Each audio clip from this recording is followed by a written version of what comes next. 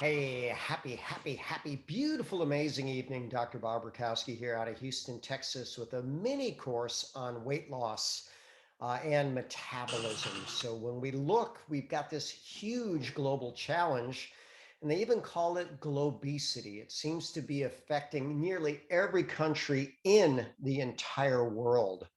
So a lot of people have learned that, eating less and exercising more is really not the full story because it can be a lot more complex than that. So when we start looking at calories in, there's more to it than that. What is the food environment? How is it grown? And does that impact how it influences your metabolism? What's your emotional state? Does that matter? How about the nutrient quantity or quality or density of the food? What about hormones in your body? What about blood sugar? Do those all matter? And absolutely they do. And what about calories out? Well, what about exercise? Does that matter? It does. Does it also matter how much lean mass and fat mass you have? Yeah, that's important too. And what about gut bacteria? We're finding out that they're more important than we ever imagined. So when we start looking at the food environment, see this person with a hazard mask and hazard suit on, spraying the food. And that's a cartoon, but these are real pictures. So why in the world would we spray such horrific toxins on the food? And then we're going to ultimately ingest those foods. Can we wash them all off? Well, maybe, but what if they're genetically modified and the toxins are grown within the plant? You cannot wash those off. This was an article entitled Chemical Toxins, a Hypothesis to Explain the Global Obesity Epidemic.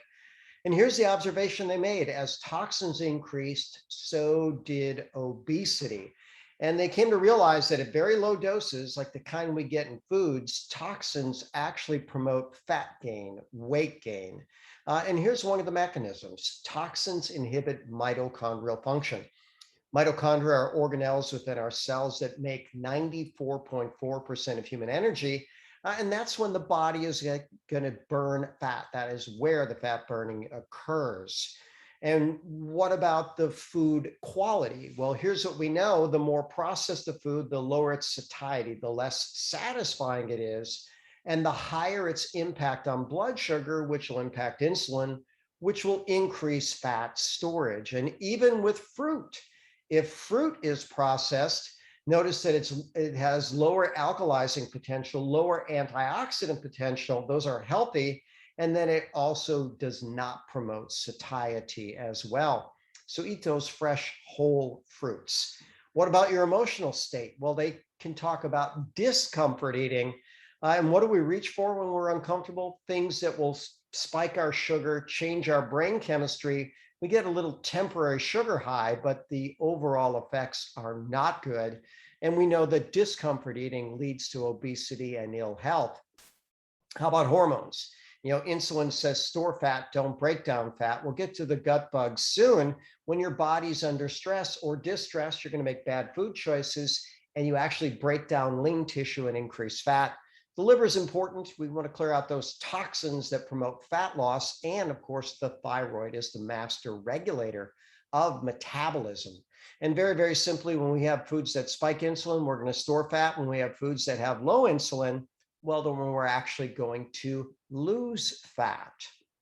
What about a physically active lifestyle? Well, even if you have a genetic predisposition towards obesity, you can downregulate how those genes work by as much as 40% with just a physically active lifestyle. And by the way, that study was just after 1 year. In 1 year, they turned down those genes 40%. What about the next year? Maybe 40% more. And when we exercise, this helps to build muscle, build bone, break down fat, important for every age, but especially for our seniors. When you look at body composition, 42% of US adults are obese, 71% overweight.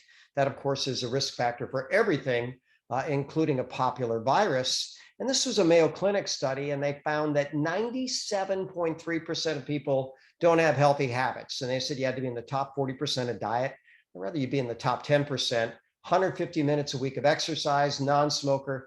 And I highlighted body fat: men less than 20%, women less than 30. Only 2.7% of our population has those criteria. Interesting question. Are gut bugs making you fat? Well, if you have the wrong bugs, they just might be. So this was a very strange study. They had identical human twins. One became obese, the other stayed lean. They decided to do a fecal transplant. Yeah, they took feces from the backside of one twin, put it in the backside of a mouse, feces from the lean twin, put it in the backside of the mouse. And on the exact same diet, the exact same quality, the exact same quantity, the exact same timing, the mouse that got the obese microbiome became obese. Uh, Very important study. And we know that the bugs in our gut are important for every aspect of our health, including metabolism. So I have a fun Facebook group called the 7-Day Transformational Challenge, where we share recipes and strategies to jumpstart metabolism and improve fat loss. And it's going to include things that are super healthy, like reishi infused coffee and tea, known to enhance metabolism and fat loss. We even have great things for kids, and shakes that taste like liquid birthday cake. And I love the story of Frank. He liked the 7 days so much he continued it for 10 months, and lost 100 pounds, as a lot of people have changed their life with delicious, nutritious beverages. Every Tuesday, I have an Ask the Doctor. If you want to join us, feel free. I'll also post the replays. And as always, I'm Dr. Bob Rakowski, absolutely knowing that we can all be happy, healthy, and successful.